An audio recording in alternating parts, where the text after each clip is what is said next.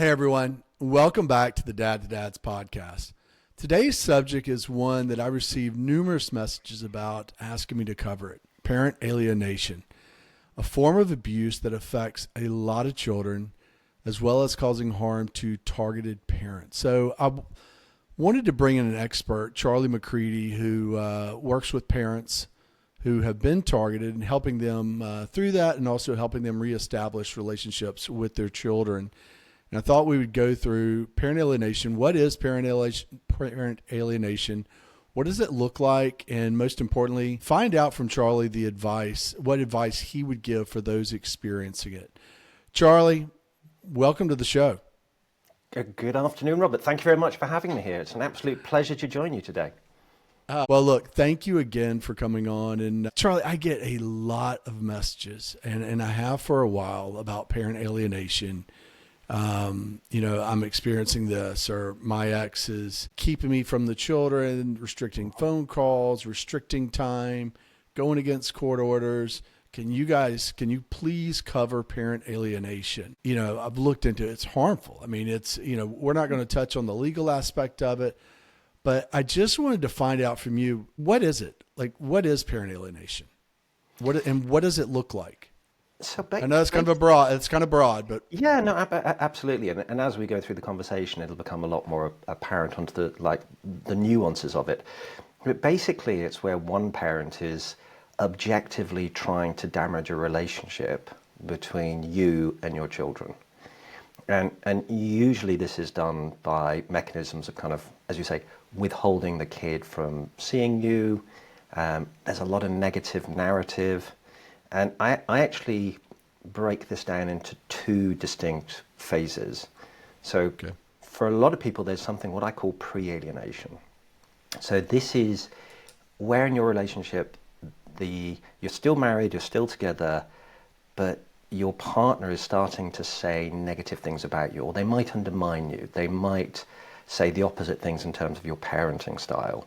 And what they're doing, unbeknownst to a lot of people, is they're setting you up for what I would call full-blown alienation. So at the point in time, typically at separation, that's when the gloves come off, and they're on a mission to hurt us. Let's not be too kind about this.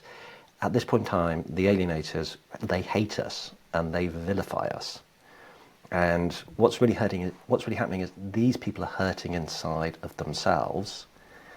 And the way that they express that is that they try to destroy our relationship with our kids and try to extricate us from that family environment. But I should say as well, it's a spectrum. So everybody's having different experiences. Some people have quite sort of minor versions of alienation where the kid is a bit unsettled because he's hearing some bad things about dad or mum. And then you've got severely alienated where the kid is effectively being cut out of your life completely and there is no contact whatsoever. And parents will fit somewhere along that spectrum. Well, I've never heard of the pre-alienation. So that can, basically they're triangulating the children. Is that correct? With that? Yeah. That can be what, like talking bad about the other parent to the children, putting them down, name calling, that type. Yeah, and accusing them of being mean, suggesting that they're a bad parent, being derogatory about their broader family. And some alienators, they get very possessive about the children, which is about their own insecurity, so they don't really want the other parent engaging with that child. So the other parent is not allowed to be a parent to that child. It's always got to be the alienator's rules. And in other instances, everything seems to be normal co-parenting, but there's a little bit of niggling going on about, maybe your dad doesn't quite know what he's doing, or maybe your mum might do that differently. But it begins this process of undermining who the other person is. And they'll do things like the things that we enjoy, they'll start putting negative associations with that. So if we like camping, camping will be bad. If we like football, football would be bad. If it's a woman, she likes dancing or painting, that will be bad. But it's just these very, sometimes quite subtle messages that the kids get that the other parent is somehow inferior. Oh my gosh, that's horrible. That's absolutely horrible. And then, so normally that happens first, and then you move into the alienation Stage. part of it Yeah. after separation or divorce. And this is one of the reasons that parents are so surprised that the kids can, in some instances, change incredibly rapidly as far as they're concerned. So in my own particular instance, I don't talk a huge amount about my personal experience, but I went through 10 years on reflection of pre-alienation, and it was predominantly around money.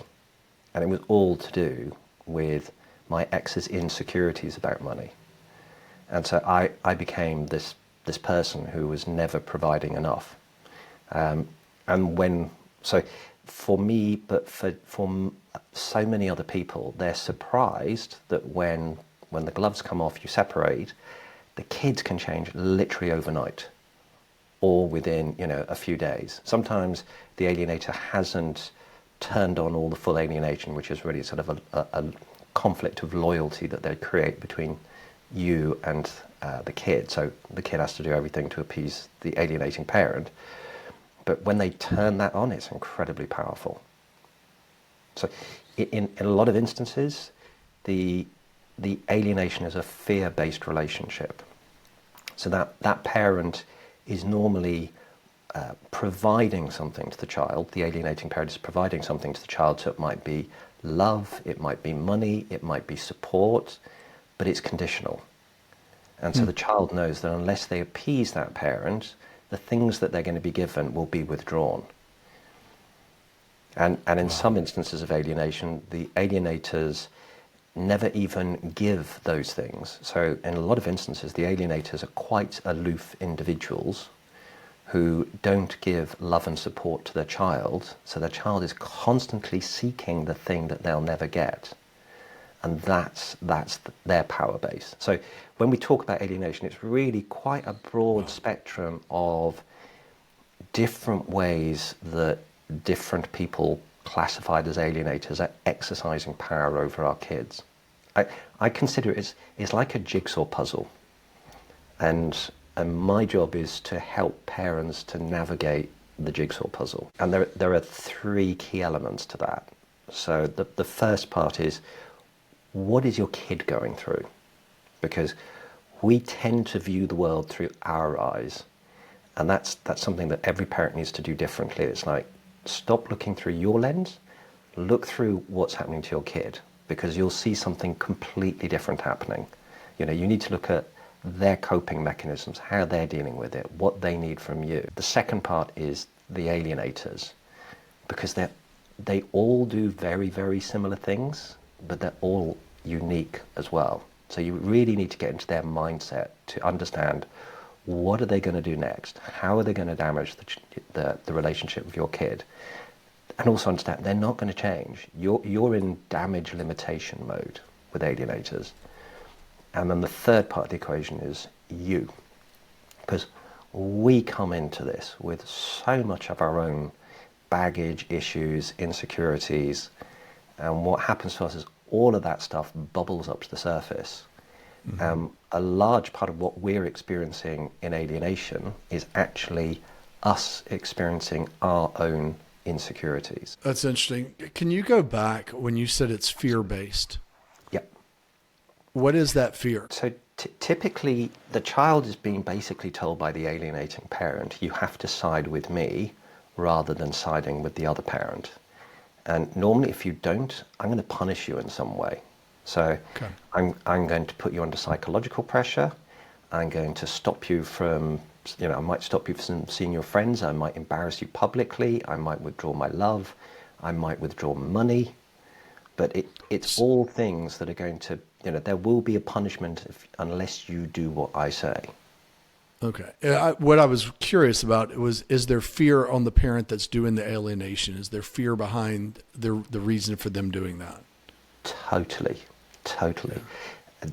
I think one of the misconceptions that people have of the alienators, because they often come across as being quite powerful people, they're not really powerful people. These are terrified people who are trying to control the environments around them, which manifests itself as being stronger than they really are, but it's fear.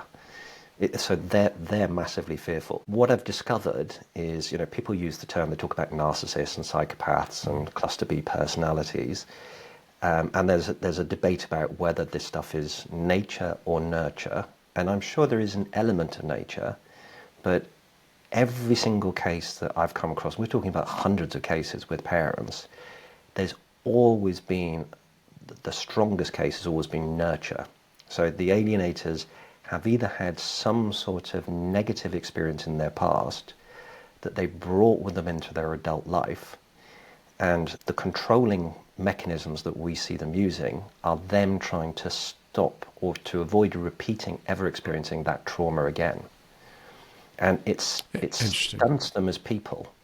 So they come in basically with some very infantile or childlike qualities, which is where the whole non-compromising aspect comes from.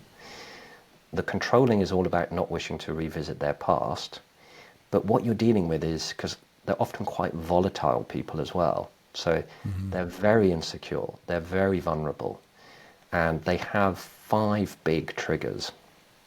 So first of all, when you break up with an alienator, that makes them feel massively insecure because you're taking away their security.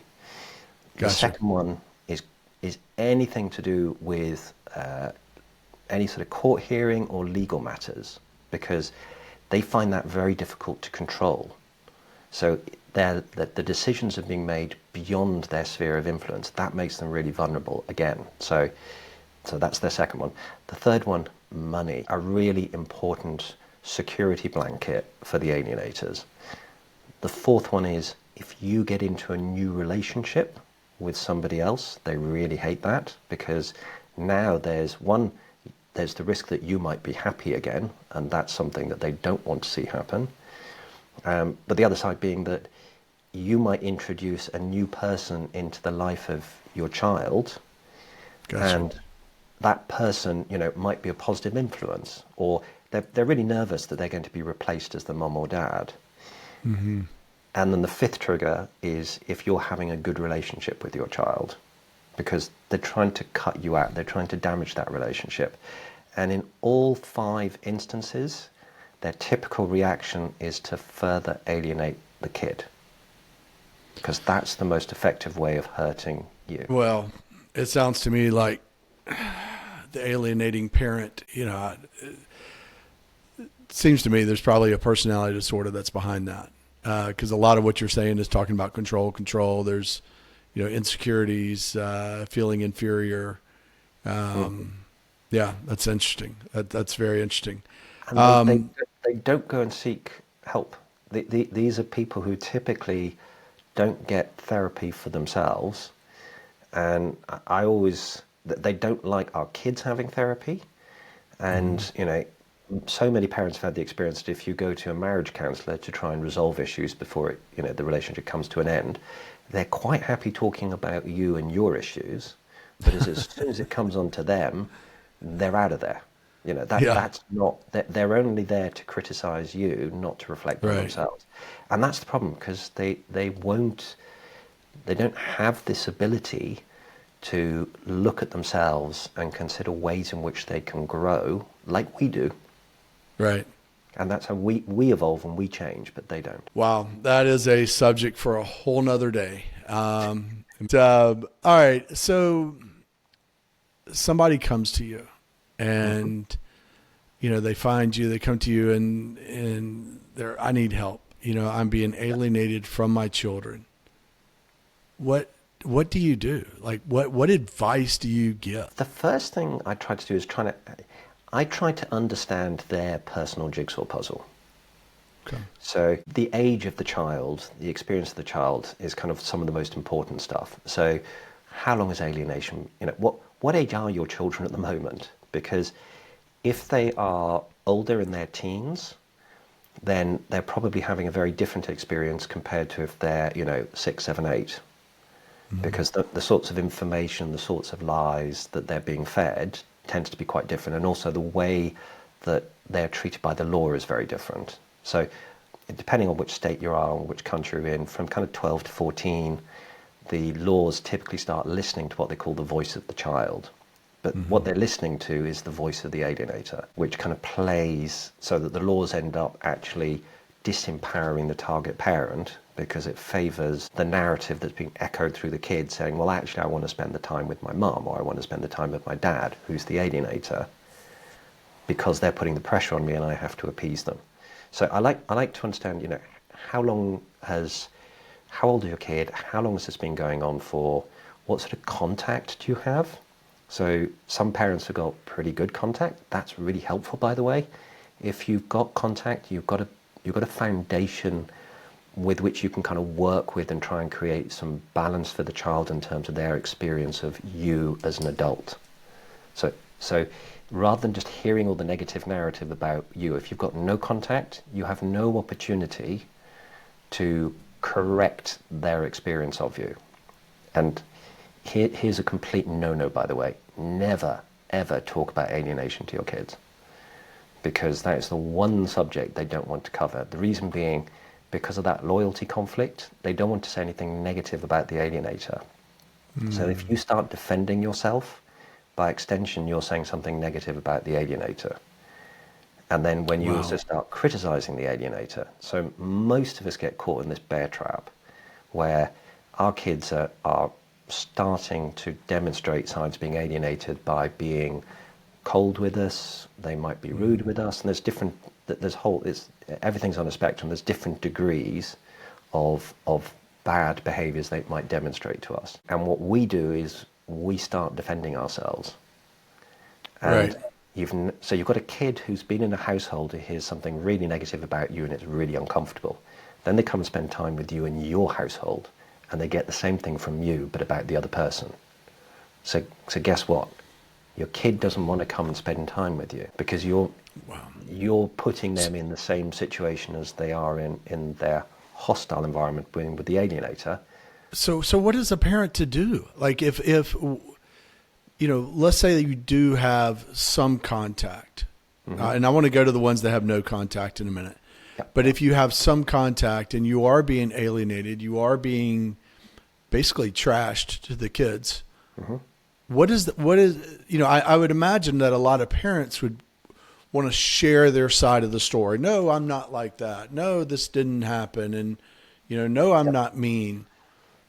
Yep. What do you do? So, I'll just cover one of the things you don't do, which I see happening a lot, is parents, if they are not getting the response they want from their child, because your child will no longer see you as a parent in the way that you were previously in a lot of instances. So that's one of the things that we need to recognize. You're no longer a parent with a capital P, you're a parent with a little p. You've been disempowered. So you basically need to move into a coaching role with your kid. And you can help your children by really being aware of what does this kid need from you. Even when the kid's being difficult with you, the kid does not need you to be difficult back. Your child actually needs you to be loving and supportive for them and recognizing they're going through a really, really hard time. And I talk about this two universes model, which I've kind of created. And it's very simple. So if we imagine, the universe of Robert and the universe of your child, what tends to happen is that when we're dealing with an alienated kid, we're coming at it from the universe of Robert, with all of Robert's issues and Robert's insecurities and Robert's emotional need to be seen as, the parent who you really are, not hearing all these untruths from your child. So that's where we typically come from.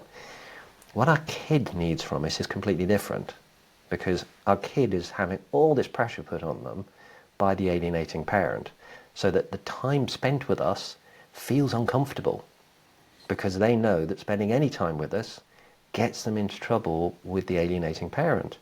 And then they've heard all this negative stuff about us, and the kid doesn't know, what's true, what's false. So it's really confusing for our kids. So if we're stuck in our universe, we're not looking at what they need from us. So the first piece of advice I give to every parent is you need to disengage from you and focus on your kid. And the best way of doing that is dealing with your own issues first. Now, this is completely counterintuitive to what most parents think, because most parents, they immediately dive into, I must do everything possible to help my kid. Right. And when you say to them, no, oxygen mask first on you, then you can help your kid. I find a lot of parents really struggle with that at first. They just can't get their heads around that. And it's a permission thing. It's like, well, how can I look after me when my kid is suffering? And the simple answer is, your kid will continue to suffer more until you look after you.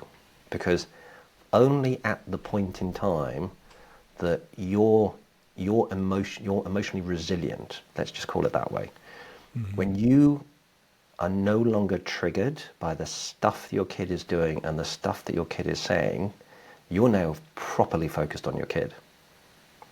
So if your kid comes to you and say they're quite distraught because they've had some issues somewhere else, or just being in your presence can make them deeply uncomfortable. If you're getting triggered by their reaction to you, you're not focusing on them. You're focusing on you. So how are you going to help your kid? When you're healed, your focus is on your child and you're looking for the symptoms. Okay, how are you behaving? What do you need from me? The sorts of questions you'll ask them will be completely different. The sort of support you'll give them will be completely different. You're not going to be angry with them. You'll give them love. Not if they're rejecting you and what they receive back is love, then that's a much better outcome for them. If they're rejecting you and what they receive back is anger, guess what? You push the kids apart, further away from you. Wow. It's really counterintuitive. All right. So, I've heard from different ones that have said, I have no contact. I have absolutely no contact with my children. And of course, because I talk to a lot of dads, I'm just coming, and this can happen with either sex, or either parent, male, mom, dad, whatever. Absolutely. But these dads that'll say, I have no contact. She has basically pushed me out of their life. The court has ruled in her favor. She has painted me to be this horrible monster of a father, which I'm not. I want contact with my children. I haven't seen, I had a message from a guy 2 nights ago. He hasn't seen his child in 3 years. 3 years. And, when he goes, he can go to their games, but, the kid won't come up to him after the games, after they finish basketball or soccer or football for you. So what is there hope? Like what can a parent in that situation, what can they do? Absolutely. So again, one of the challenges that parents have is they ask me quite innocuous, simple questions, but what they're not taking into account is this jigsaw puzzle complexity that sits around what's the correct answer for them. So again, it comes back to what's the child going through, who is the alienator, what are they like, and who are you? What's the version of you? So for the dad that's sitting in a game that has no contact, there are different versions of no contact. There's like genuine no contact where you never see your kid and they don't see you at all. Now that's the most extreme and that's the worst, because it gives the alienator a real opportunity to create complete imbalance about the kid's perspective. So there's no opportunity for you to be physically there just to remind the kid of, oh yeah, I've just seen my dad. Well, maybe my dad's not such a bad guy because he's turned up at a game. Or maybe I do have some fond memories of my dad. And most kids still love us deep down. But no contact for some parents also means that they're still able to message their kids. So if a kid hasn't blocked you, what they're doing is they're actually leaving the door open to you. And you'll hear this. Or if the parent hasn't blocked the kid. Or if the parent, yeah. And quite often we'll find that the kid hasn't, or we're not blocked on email or text or WhatsApp or whatever, TikToks. When we're not blocked, because don't forget the kid has the choice to do that, that is them leaving a door open. And then a point of frustration for a lot of parents is we message them and they don't reply. And the reason why they don't reply is that it's one thing to passively receive a message from you. That kind of is not crossing a line. To respond to you might then get the anger of the parent, the alienating parent, because now you're actively engaging with the person they don't want you to be speaking to. So as parents, it's from our universe, our emotional needs, we get really desperate about losing contact with our kids. So guess what? We bombard them with text messages. We bombard them with voicemail messages. We bombard them with requests to meet up with us. It's like, back down, dial it down, parents. Think about the kid. Send messages and never say you miss them, by the way, because that just guilt trips them. Because they're thinking, they know already that they're not seeing you and that's making you feel really bad. You don't need to tell them that they're making you feel bad. Send them love. Send them positive messages. And, if you get no response from texts, just keep going. Just do it like once a week, maybe twice a week. Keep it something really simple. If you're managing to still have an understanding of what's going on in your kid's life, send a message about, oh, I hear you did really well at baseball, or I hear you did really well at soccer, or I hear you did really well at school. Let them know that you're still engaged. And the kids who are alienated... Go ahead, sorry. Yeah. So the kids who are alienated, who were receiving those text messages but never responded, or only responded very intermittently, all say the same stuff, which is, Mum, Dad, really, that was my lifeline. I knew you hadn't abandoned me because you kept messaging me. And the time that you stop because you give up, that's when the kid believes that you've abandoned them, because that's what they're being told all the time by the alienating parent. So don't give up. Don't give up. I say to everybody, never give up hope, because you just don't know when things are going to change. I mean, kids get kicked out of home by the alienators and suddenly arrive at your door, or they suddenly decide that they really do miss you and they now feel enough courage to reach out. The whole going to college when they're more independent, that's often a time when kids start trying to rekindle the relationship. So keep going, but just reality is where you are today. Accept and deal with your reality today, but hope is what will get you to rebuilding your relationship in the future. Never give up hope. What about those? What about the parents that have no contact? They have absolutely, the most extreme cases. Yeah. Is there hope for them? What do they do? So, and let me. I might have, I might have really messed up, but I told this one gentleman. I said, and of course I prefaced it by saying I'm not a doctor. And first thing I would do would be go and talk to a therapist and find out. So, but I said, my layman's opinion would be, I would just go and buy a notebook. And every time I thought about them, or if I wanted to write them a letter, I would put a date at the top and write them a letter. And just use that notebook. And maybe one day you'll be able to give that to them. What do you suggest? I mean, my heart breaks for these people. I'm with. Did I screw up? No. Because that is something that I think will really help the mum or dad who's going through the alienation, because it's their way of kind of emotionally linking them in with your child. Sure. Just taking a backward step to come back to your question, my advice to every single parent, without exception, is go and learn about alienation. Really understand what your kid is going through. So if you've got contact with them, you can use that skill to start helping them immediately. If you haven't got contact with them, what you're doing is you're preparing yourself for the time that the kid engages with you. And you also learn about, reaching out and trying to send them communications and how to not overstep boundaries and how to do it gently and how to be patient. Patience is a virtue.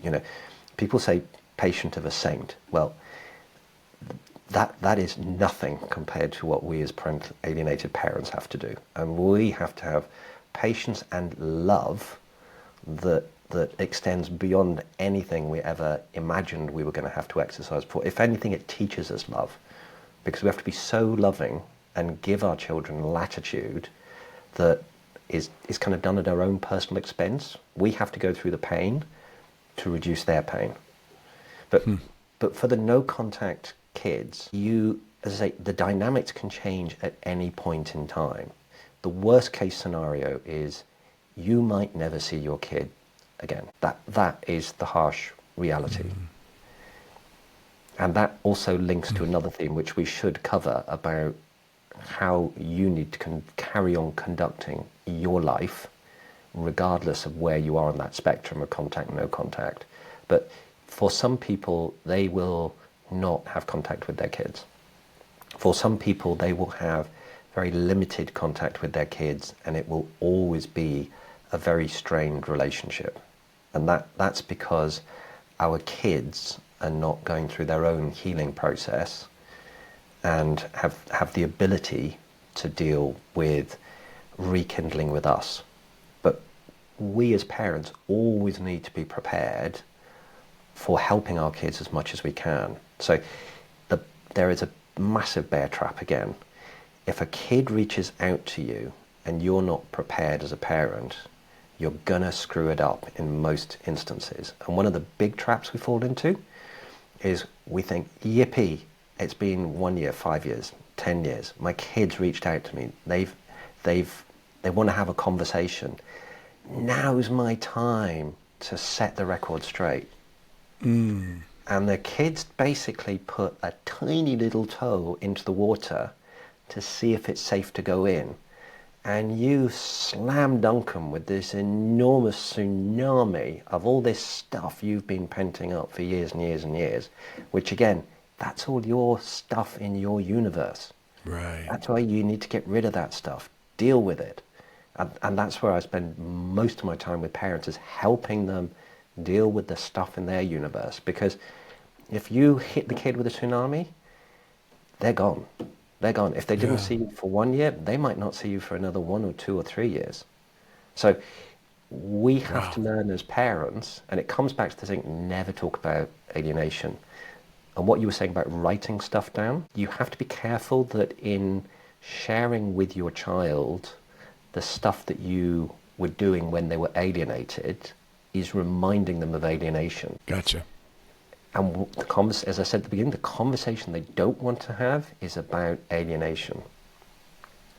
So you basically, your relationship with your kid is always about today, never the past.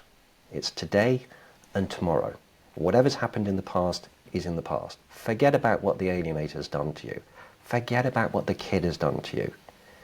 It's just today and tomorrow. And I say to all parents, because there's this big thing called injustice. I say, you've got a tongue for 2 reasons. First thing is to help you communicate to people. And the second one is it gives you something to bite down on when you're getting triggered or you want to say something that you need to just bottle up. So get used to having a cast iron tongue, because you're going to be, until you heal everything in your universe, you're going to get triggered a lot. And Charlie, I think about as you get older and you go through, high school, go off to college, you start thinking about, I'm thinking that from the point of a child, or, the child that's being alienated or that's affected by it. I was thinking to myself, you start wondering about your life. You start wondering about your parents. I shared with you that I lost my father when I was young. And I remember when, it was college, right after college, I kind of went on this quest wanting to know more about him. What was he like? What was he like as a kid? What was he like as an adult? And just really trying to find out. I think that's kind of natural for adolescents and young adults to want that. So there is that hope also that they will reach out during that period of time. And it might be with anger. It could because Yeah. they could be angry because they've been fed all this BS the whole time. That you were this horrible person. And I think it really depends on the kid. And again, it's this spectrum thing, you know. It will depend on, first of all, the nature of the kid. Has the kid been relatively independent during their period of alienation, or have they been completely malleable and have become totally enmeshed with the alienator, which can happen. There's also the degree of the alienation. So, were they in that kind of less alienated, or have they been severely alienated? There's the length of time is important as well. Has this been going on for 2 years? Has it been going on for 20 years? And what a big part of what we need to kind of consider, again, looking from our kids' perspective, is the subconscious programming that's been taking place over a period of time. And one of the things that the alienated kids struggle with is their conscious mind can become curious and say, I want to reach out to my mum, I want to reach out to my dad. But then their subconscious mind is saying, yeah, but if you do that, you're going to get into trouble. And so they've got this like battle going on between conscious and subconscious mind. And we all do the same thing. Any time we try to change something in our own lives and about our own programming, we hit the same scenario. So one of the challenges for our kids, even when they've had contact with us, is that they're in our company, but their subconscious is saying, I feel uncomfortable. This doesn't feel good because I correlate being with that parent with getting into trouble. So they get, and if they've experienced that for a few years, that becomes their programming. And even when their conscious mind says, I now want to change things, it can be really difficult for them to understand and then change that kind of subconscious programming. Before we go on, because I definitely want to move forward and talk about the parent that's alienated and how can they go on with their life. What about on the instances where a child will reach out and they're just they're pissed, they're mad, they have this anger at the parent? What how do you handle that if you're that parent and you've had all these stories told about you? Yep. And you've been told you're a deadbeat dad, you never did anything, you didn't want to be a part of the child's life, and so then your son or daughter one day down the road reaches out to you with anger because in their mind they've been told these things. How do you handle that? What do you tell your clients?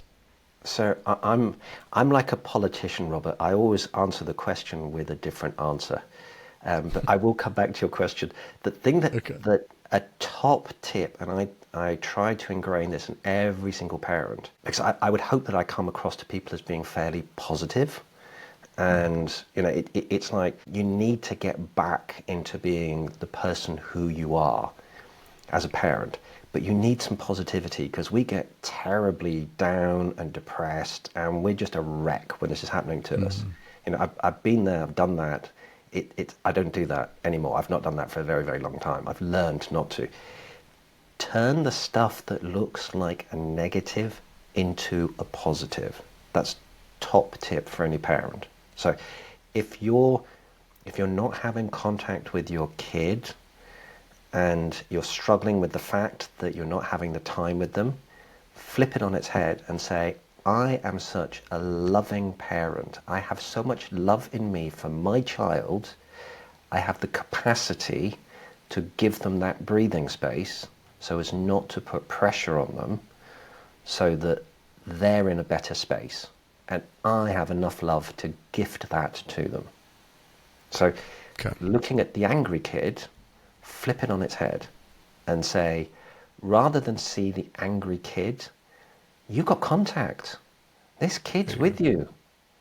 They're not, you can do something with contact. It's very difficult to go against no contact. So the most powerful thing you have in your armory, because you're now parent with a little p, and you're now a coach, but the thing that they're going to look at the most is who you are as a person. Because you can't talk about alienation, you can't defend yourself, but you can be a role model. And this is this is how you kind of basically reprogram your kids. So if they see an angry parent responding to them, the message you're sending is, well, it's all about you as a parent. It's not about them as a kid. So Gotcha. you're not listening to their feelings. You're not listening to their perspective. You're just focused on you. So that's because you're still hurting in your Mm-hmm. universe. So you're not even listening to your kid.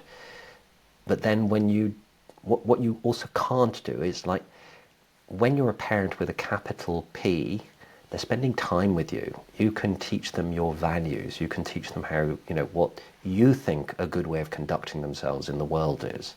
You can kind of help guide them through the different experiences they're going to have in life. You're not getting that opportunity when you've got this angry kid that you're trying to deal with. But what you can do is be the best role model possible of who you want the kids to experience. And that's a really important thing. Not who you normally are, but who you want them to experience. And the person you want them to experience is the adult who is loving, caring, supporting, healed, resilient. If your kid says something that is irritating for you, that doesn't faze you. You just go, they need my love. Right, I'm going to give you my love. That's how you, in my view, that's how you deal with the angry kid. So it could be even so much as just validating their feelings. I can understand Yeah. how you would feel that way with, maybe that's it. Yeah, give them an opportunity to talk about how I they're feeling. appreciate you sharing that and Yeah. And to, mirroring and validating. and and again, they kind of, what they're doing is your relationship of trust has been very damaged by what the alienator's been doing. So Mm-hmm. these kids feel quite unsettled with us, and even when they're being angry, they're actually trying to kind of work out where they stand with us. Mm-hmm. Mm-hmm. And it's all part of that trust building process. So if we can talk to them very calmly, very lovingly, very supportingly, ask them about them, keep the focus always on them, not you, they'll start to talk a little bit. And when they say something about the alienator, that's a sign of them developing the confidence to think that, okay, maybe I can talk to my mum or my dad now, Hmm. without them saying something negative about the alienator. Because as soon as we do that, the kid's going to shut down. So if they then That's really start good. seeing us as somebody that they can confide in, and that we are healed and we're okay to be with, because we're just living our lives normally and being a great role model, they're still sponges. Even when they're in their 20s and Yeah. 30s, Yeah. they pick up on this stuff. Yeah. And that's how you rebuild your relationships with them. No, I think that's very helpful. I know your time is very limited and I appreciate you coming on, but you touched on it and moving forward for the parents. Hmm. What advice do you have for them? The kind of the self-help. What advice do you have for them? What I think the big thing that most parents don't kind of get their heads around at first, because they get blindsided by what I call the emotional roller coaster.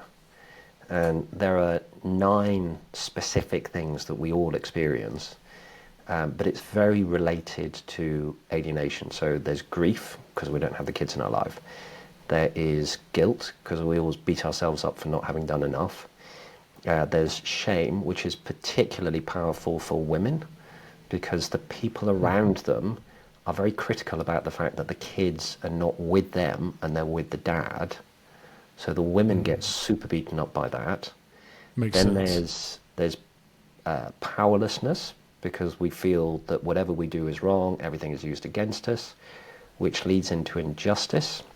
Because it's like, how can everybody be getting away with this, and the legal system doesn't support me and nobody's supporting me, which all leads on to isolation, because we're the only people, in our view, we're the only people going through this, and nobody else we know typically is able to talk about our experience and give us advice Right. that's helpful, because they all see it through the normal lens of, oh, it's just a kid being difficult, go and reprimand them, or give them be give them stronger boundaries. That's the problem. It's like, no, but stronger boundaries will estrange your child. We also get anger, we get anxiety, we get fear.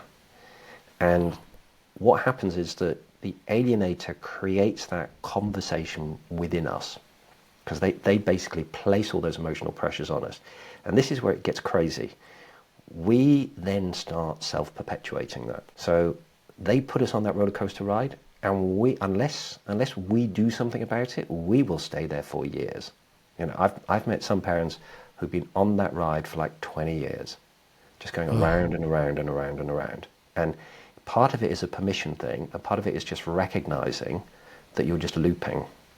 And you have to unpick what is in that kind of emotional roller coaster for you. So I'll pick a couple of examples. One is your parenting expectations.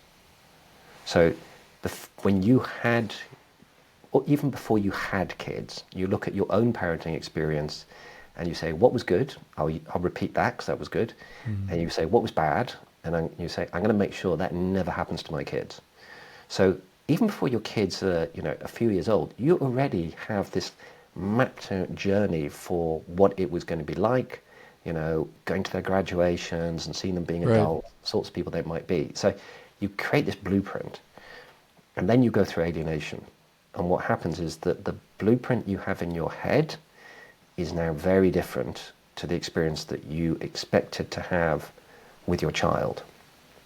So the things that you thought were bad in your childhood, for instance, which you wanted to correct in your child's childhood, which isn't now happening, so you feel a lot of pain because they're now going through a negative experience. So you feel pain because they're going through it. Then you feel pain at a different level because you failed as a parent, because it's not meeting your blueprint.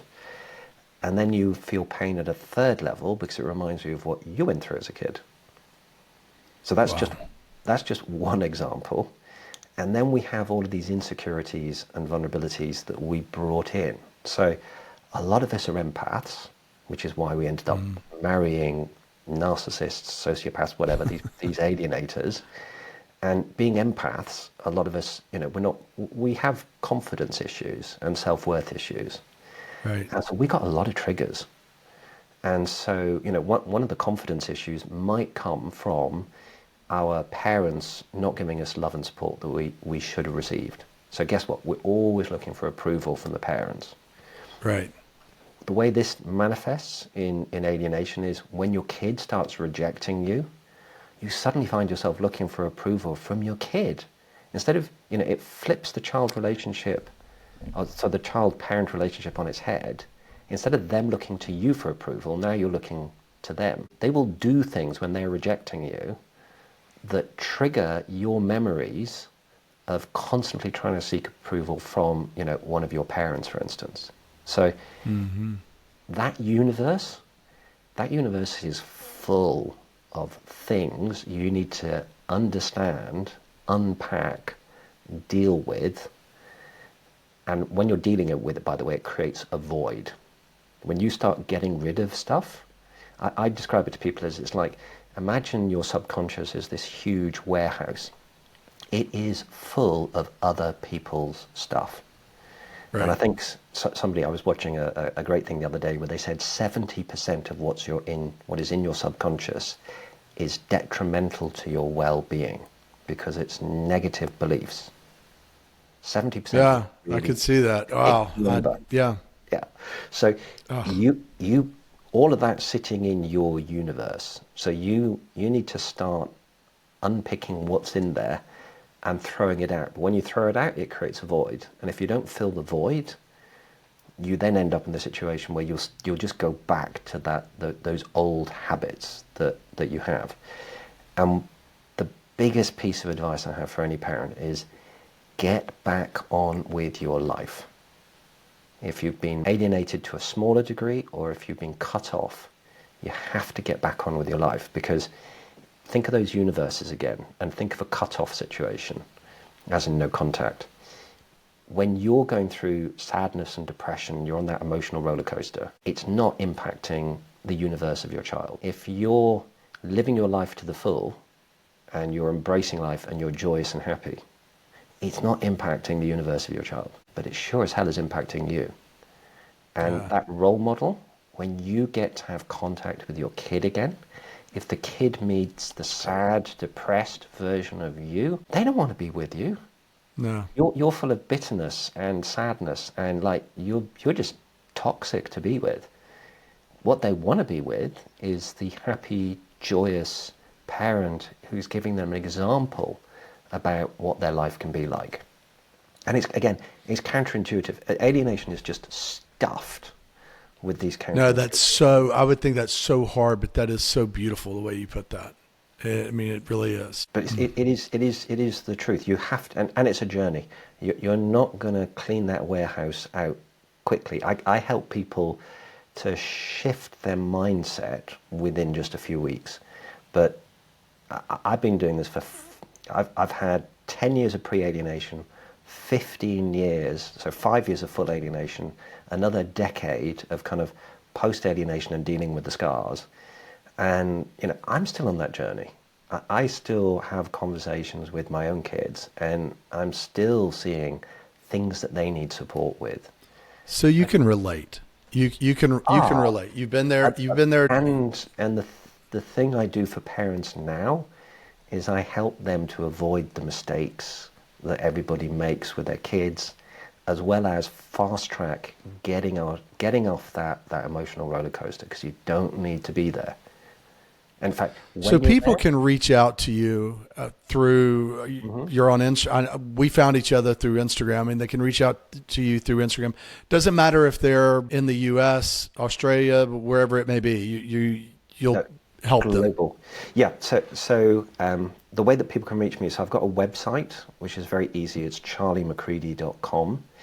I'm on Instagram as Charlie McCready. I'm on Facebook as Charlie McCready. I'm also on LinkedIn in the same way. I've also got a group page called Overcoming Parental Alienating Behaviors on Facebook. But if you just look up Charlie McCready, you'll find me. And that's McCready. It's McCready, right? Correct? Correct. Yeah. Okay. And I help parents all over the globe, because this parental alienation is exactly the same wherever you are, because it all sits in this spectrum of the kid, spectrum of the alienator, spectrum of you. It's all the same stuff, but what is different is all the legal systems. But the way I help parents is I do two things. The first one is just one-to-one coaching.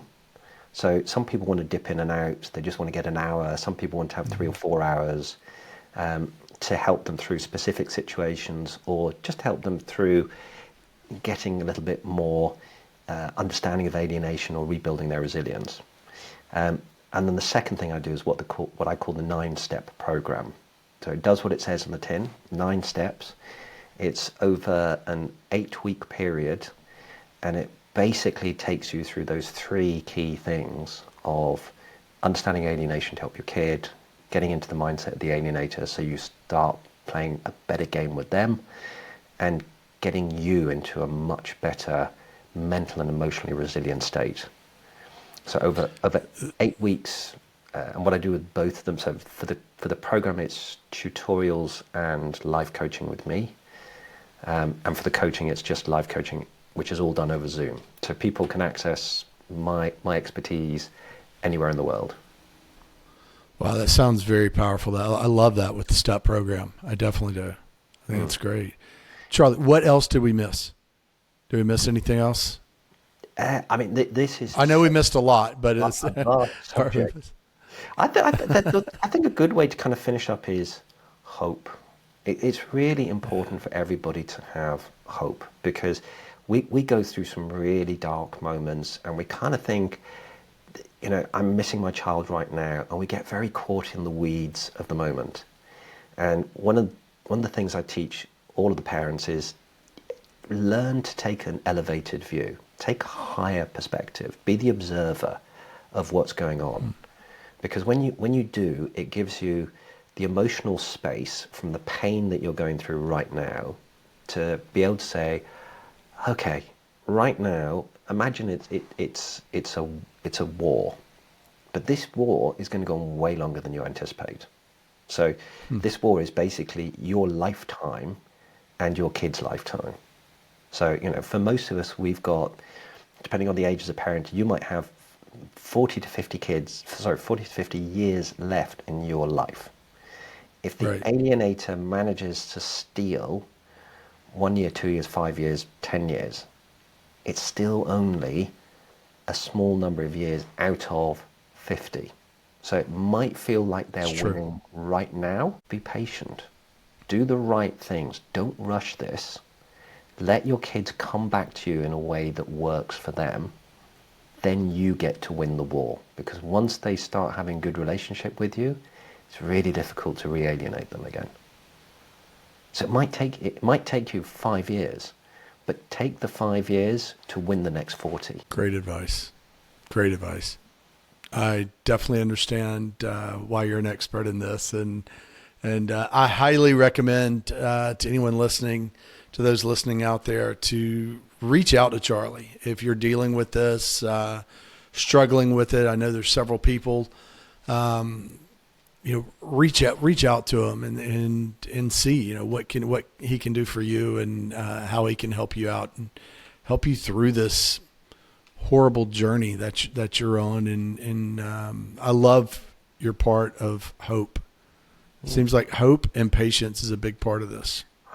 And remember, you're a great parent.